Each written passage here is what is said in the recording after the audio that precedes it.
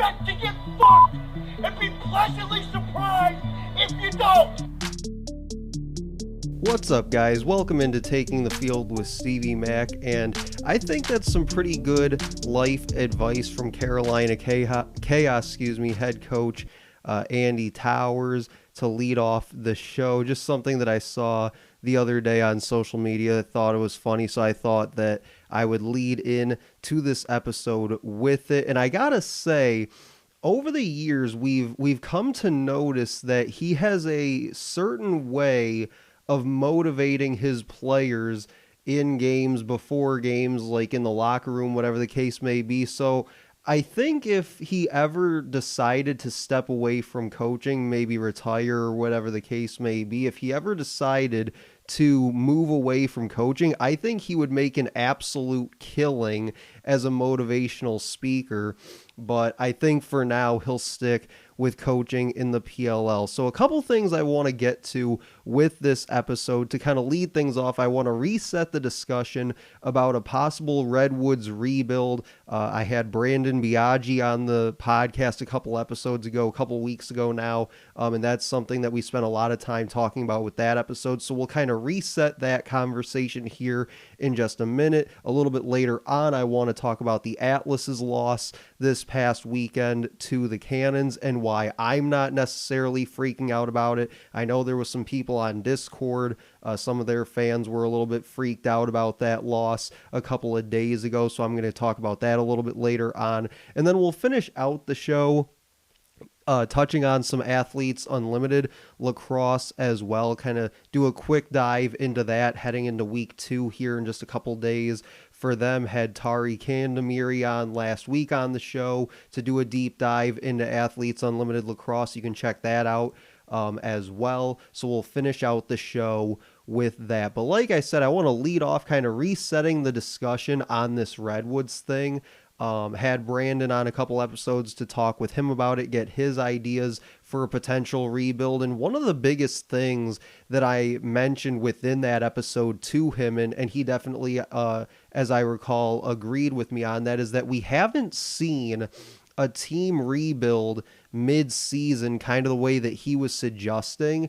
And now, do I think that the Redwoods in this situation could be maybe the first team to do that? I think so, depending especially on how this coming weekend goes, as it's their homecoming weekend, so they'll have those 2 games upcoming in California. So do I think that they could be the team to do it? Sure, I do think so, but I think that if history tells us is that they'll probably wait till the off season because, as I mentioned in that previous episode with Brandon, there's just so many different ways that you can restructure your roster in the off season. You have free agency, you have trades, you have the draft, and now you have the championship series as well, where you look to last February. Even coaches like Mike Pressler said that they identified a couple of guys during the championship series, even though the Atlas themselves weren't even playing in the championship series. He was able to identify guys that were playing, like Ronan Jacoby, and added them to the Atlas's roster for this summer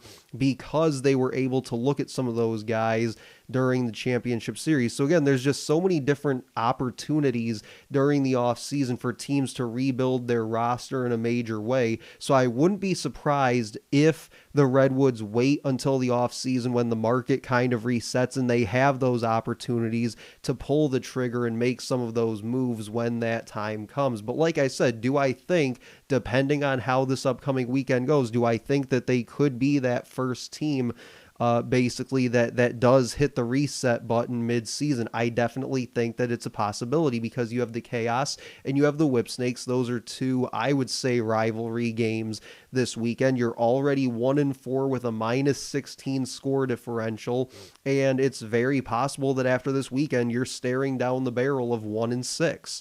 I think maybe best case scenario, you're 2-5, maybe you go 1-1 this weekend, but I think there's a very real chance that you're 1-6 after this weekend, and that score differential is not going to look any prettier than it does now.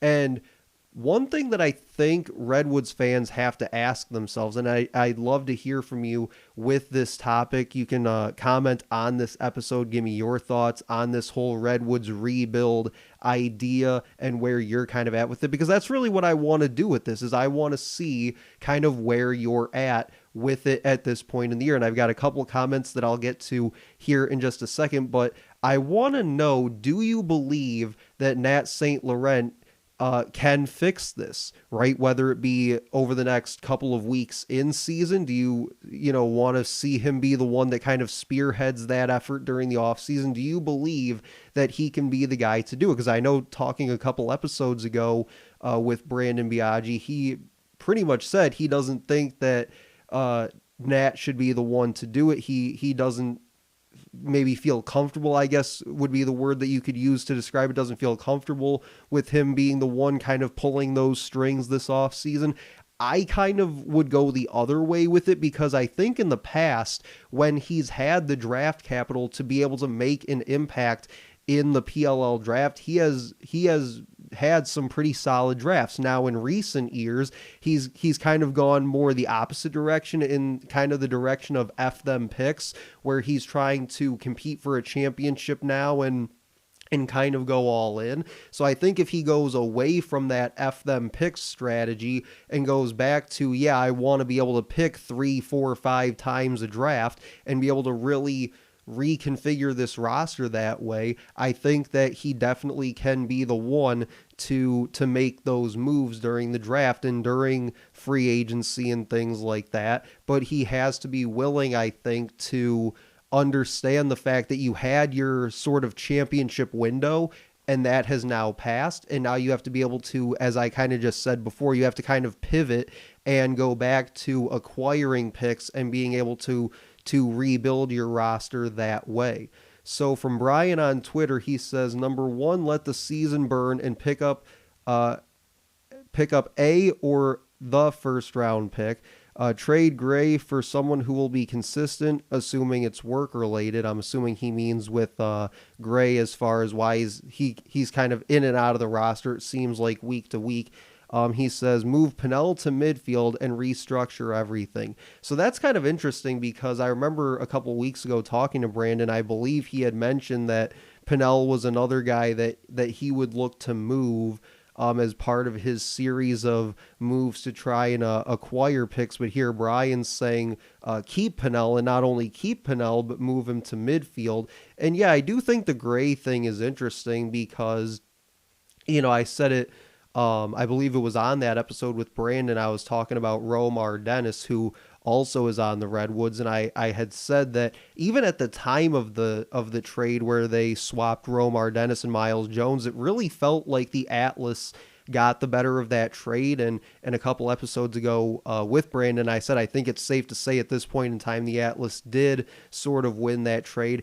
I now sort of wonder, maybe did the Atlas win the trade with Chris Gray, where people were kind of wondering, what was the point of this move? Like, why would you get rid of a guy like Chris Gray, who was still very early on in his career? They go out, they get Liam Entman at 5 with the pick that they got for Chris Gray, and that seems like it's worked out pretty well for them. So again, with Gray kind of being in and out of the lineup every game or so, and not being as consistent as Brian put it, being as much of a consistent presence in the lineup week in and week out, it kind of feels like maybe the Atlas might have won that trade as well. So kind of the similar idea that Brian has as far as what Brandon said a couple weeks ago, is just kind of restructure everything, right? Anybody that you can get draft picks for, essentially make that deal and then go into this next draft knowing that you have every bit of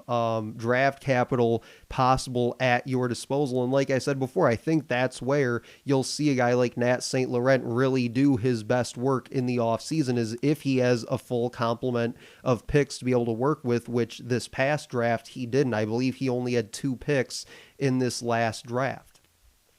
And then from Coach Shrek on Twitter, another good friend of the show, Coach Shrek, says, as a Redwoods fan at this point in the season, I'm in full-on tank mode.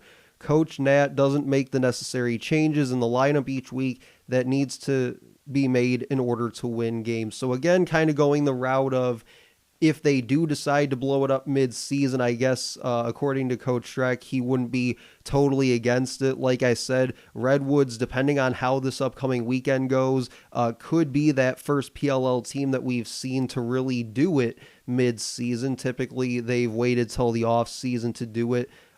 Even looking at past teams like the Chrome, how bad some of the Chrome teams of the past where they didn't even blow it up mid-season. The Atlas, go 2-8 last year, and they didn't blow it up mid-season. So it is a very rare occurrence to see a team be aggressive in a rebuild like that and do it mid-season. But again, I think the Redwoods could be that team depending on how this weekend goes. And according to Brian and Schreck, it doesn't sound like they would be totally against that. In fact, it almost sounds like they're kind of in favor.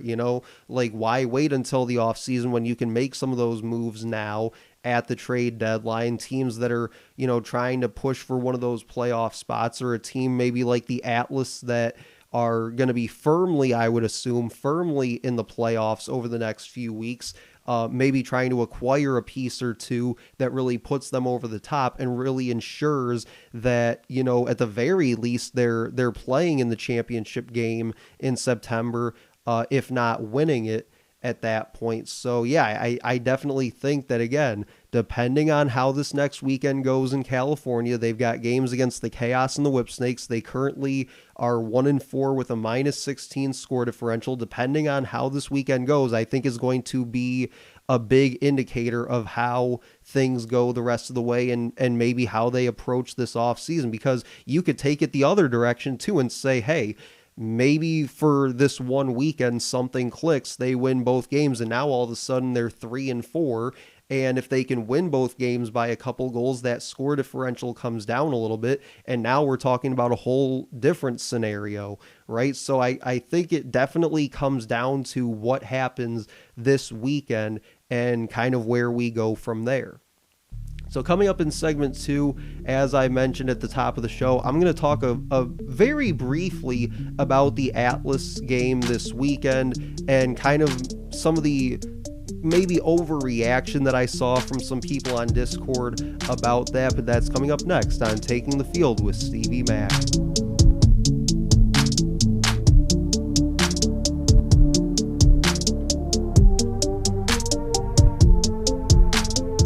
All right, segment 2, Taking the Field with Stevie Mack. We let off the show talking about the Redwoods' possibility of a rebuild. We kind of reset that conversation a bit from a couple weeks ago. I had Brandon Biaggi on the show, got his thoughts on it. So go back, segment 1, if you missed any of that conversation from the top of the show. Segment 2, I want to talk quickly about the Atlas. Like I said, I saw on Discord the other day, maybe some overreaction, I guess you would say, about the loss. Like, let me just start by saying, yeah, I was disappointed too about the loss. I thought that was a game they definitely could have and probably should have come out and win. Some of the effort, it seemed like defensively, just wasn't there at times. Although there's not a whole lot you can do when a guy like Asher Nolting's just backing you down, kind of posting you up like he did a couple times in that game, right? Like, some of it maybe wasn't totally in their control, but I think a lot of things in that game were. One of the things too, because I know a lot of people tended to maybe focus on sort of the defensive deficiencies in that game and maybe some of the lack of effort on defense in that game. But you also have to give credit to the Cannons. I mean, they shot it pretty well in that game. They were taking some shots from the outside and they were sticking them. So again, I think to a certain extent, I think it was some things that were just out of your control. Like, when the other team's just making shots like that, there's not a whole lot that I think you're going to be able to do to change that. But I think one thing too that can't be overlooked is that at one point in the, I believe it was third quarter and part of the fourth quarter, was their offense, the Atlas offense, went about 15 minutes without scoring a goal. And I've said it from the very beginning of the season, when this team is right, when they're scoring at the way that we know that they can, and they're just moving that ball and they're clicking on all cylinders, this team is going to be basically impossible to stop. And for about 15 minutes of that game on Saturday, that definitely wasn't the case. They weren't able to put it past Kurtz. They weren't able to move the ball the way that they were. The shots they were taking weren't very good shots. A lot of them were high to high, stick side on Kirsten. I mean, I've never played goalie a day in my life, and I'm pretty sure I could have saved some of those shots they were taking. So to take the kind of shots that they were in that second half against Kirst was, I think, definitely not helping. And then, like I said, I think some of the defensive effort was maybe left a little bit to be desired as well. But also, too, like I said, you got to give credit to the Cannons. They were doing offensively what they needed to do. They were moving the ball. They were getting the shots that they wanted, and they were hitting them. The exact opposite of what the Atlas were doing. They weren't getting the shots they wanted. They weren't changing levels on Kurst. They were just making it way too easy, I think, at times for the Cannons in that game. And that's a big reason why they lost.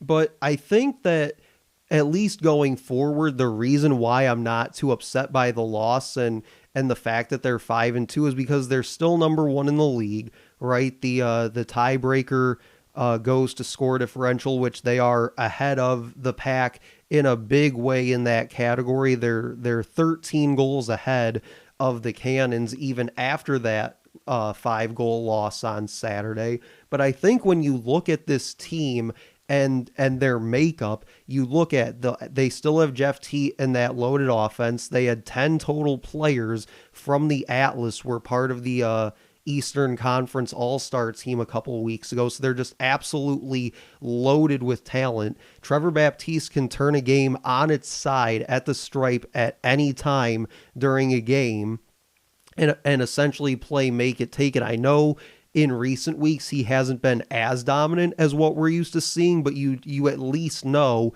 that you still have that ability at the stripe.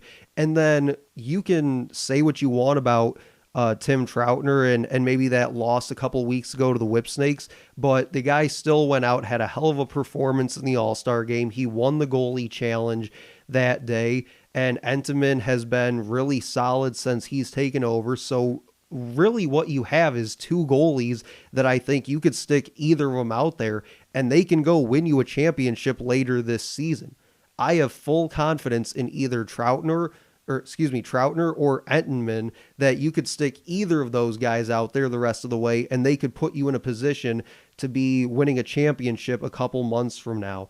So yes, the defense does need to be better, but they've shown at times how good they can be. Like, you've seen the stats earlier this year about how good guys like Carpenter have been. He's been in talks as one of maybe the steals of the draft and possibly being a rookie of the year kind of guy. You look at some of the stats that Adler was putting up earlier in the year in some of his matchups against guys that are just bigger than him, guys like Rambo and Zed and Nolting, who I had mentioned before, right? So like you've seen at points during this season how good the defense can be. And like I said, you have two guys in the cage that I think either of them can win you a championship. But again, it just goes back to when this team is right, they're going to be virtually impossible to stop, but they are going to have games along the way where they're not fully going to be right. There's going to be stretches where you have the 15-minute goal drought. Now, do I think that that's going to be the norm for them? Absolutely not. But there are going to be times during the year where just things, for whatever reason, just aren't going the way that they would like them to go. And I mean, that's just how it is. That's how sports are. And you have to recognize that. But with their two losses in specific, the reason that I'm not like totally panicked about either of them is that both of them came in their second meeting against those teams. Second game against the Whipsnakes, second game against the Cannons, and even in specific with this one against the Cannons, maybe some of that lack of effort that people said that they saw during the game, especially on the defensive end, maybe part of it was because they're coming off that All-Star game weekend, so they maybe needed to kind of get back in the swing of things a bit. And I think that they'll have the opportunity to do that here this upcoming weekend in a game against the Water Dogs that I think they have every right to win. And then you follow that up with their bye week finally arriving. So I think that this is kind of that opportunity for them to get right, because you have a chance to bounce back this weekend against Philly. Then you go on the bye. Guys have a chance to rest a little bit, right? Get their bodies and their minds right, and then come back for the final stretch going into the playoffs.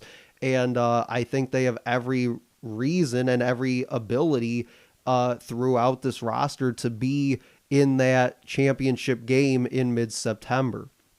So final segment of the show, we're going to touch on some Athletes Unlimited women's pro lacrosse to round things out on Taking the Field with Stevie Mack.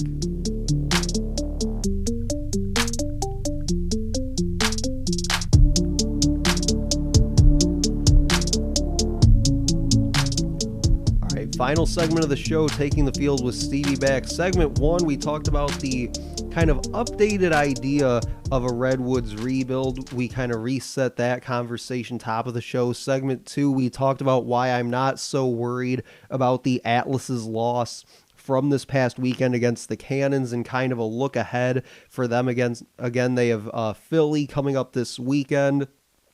Philly has been struggling this season to say the least. So I think that's a game that they definitely can and probably should win to kind of get them back on track. That would put their record, if they are able to pull out a win, would bump them to 6-2 on the year for the Atlas.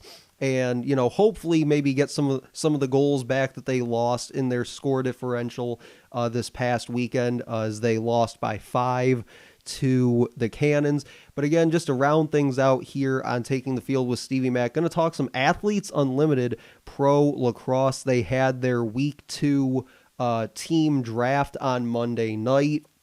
And I'm going to kind of go through and break down each of the 4 rosters heading in to week 2. So Sam Apuzzo again, along with Taylor Moreno, a couple of the captains for week 2 in Athletes Unlimited, starting with Sam Apuzzo's team. She went 1-2 in week 1, kind of uncharacteristic for a Sam Apuzzo team in Athletes Unlimited. That's something that I talked last week prior to week 1 with Tari about, is just how good her teams have been historically and how they don't take too many losses. So the fact that they went 1-2 in week 1 was pretty surprising, but she does finish 4th in the individual scoring leaderboard, which is why she is one of the 4 captains again this week.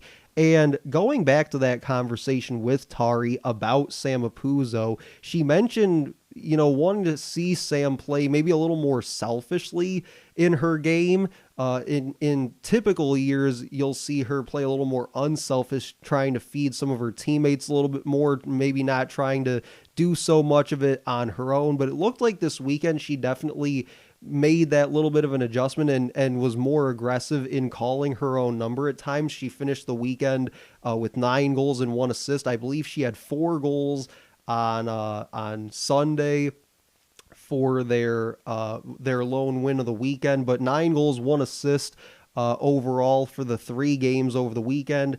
And you have to imagine that picking up another win on the weekend would have definitely helped her individual score for week 1. Obviously, it didn't matter a whole lot because she was still in that top 4 after week 1.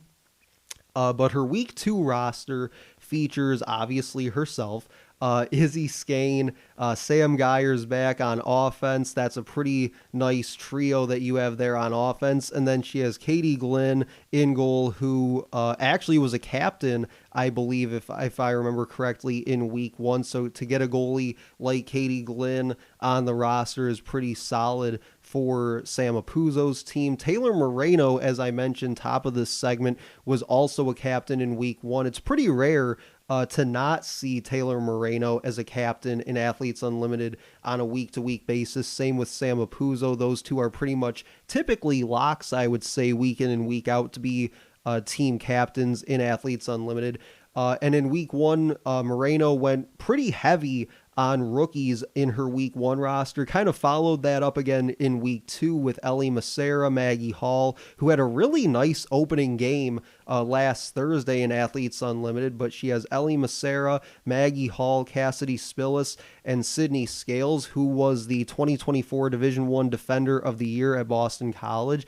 And Moreno's team also has Charlotte North on attack and Kayla Wood on defense. So a nice blend of, that rookie influence, but also having some veterans there on both sides of the ball as well. Marie McCool actually balled out in week 1 of Athletes Unlimited Lacrosse. She was one of the other captains for week 2. And she steals Kenzie Kent and Dempsey Arsenal away from Apuzzo. Sam Apuzzo typically finds a way, it seems like, to get at least one of those two on her roster week in and week out. So Marie McCool goes ahead and snatches them both away from Apuzzo, who also has rookie Sydney Black on offense, along with another offensive weapon in Andy Aldave. So I think Marie McCool, not typically one of your captains in Athletes Unlimited Lacrosse, making kind of a rare appearance in that top 4, but actually put together a really solid roster, again, featuring Kenzie Kent, Dempsey Arsenal, Sydney Black, another one of those rookies, had a really nice weekend in week 1. And Andy Aldave as well. And then to round things out, Britt Reed, who is also no stranger to being a captain in Athletes Unlimited Lacrosse. Probably one of the better goalies in the league, not named Taylor Moreno. I think that you could put Katie Glynn in that category as well, who's going to be on Team Apuzzo as mentioned. But Britt Reed, probably number 2 behind Taylor Moreno. This could probably be, of the 4 teams this week, probably could be a sneaky one in week 2. She has Allie Mastriani, Lauren Gilbert, Sammy Jo Tracy, and another rookie featured on one of these Athletes Unlimited rosters in Isabella Peterson, who had 5 goals and 2 assists in week 1 for her team. So again, probably one of the sneakier rosters in week 2 for Britt Reed, again, featuring Allie Mastriani, Lauren Gilbert, Sammy Jo Tracy, and Isabella Peterson. So that'll do it for this episode of Taking the Field with Stevie Mack. Make sure to like, comment, and share on this post. As I mentioned, top of the show, let me know what you think about the idea of a possible Redwoods rebuild. Also, let me know what you think as well about Athletes Unlimited Lacrosse. I'm a huge fan of their product and of the broadcast. I think that, Courtney Martinez-Connor and Joe Beninati, I was blanking on his name for a second there, but Joe Beninati, I think they do a fantastic job. I've really enjoyed so far, even after just week 1, the addition of Kylie Ohlmiller as the sideline reporter for them as well. I think she adds a ton to that broadcast on ESPN. So again, check that out if you haven't. Week 2 begins on Thursday night, but that'll do it for me. I'll talk to you guys later.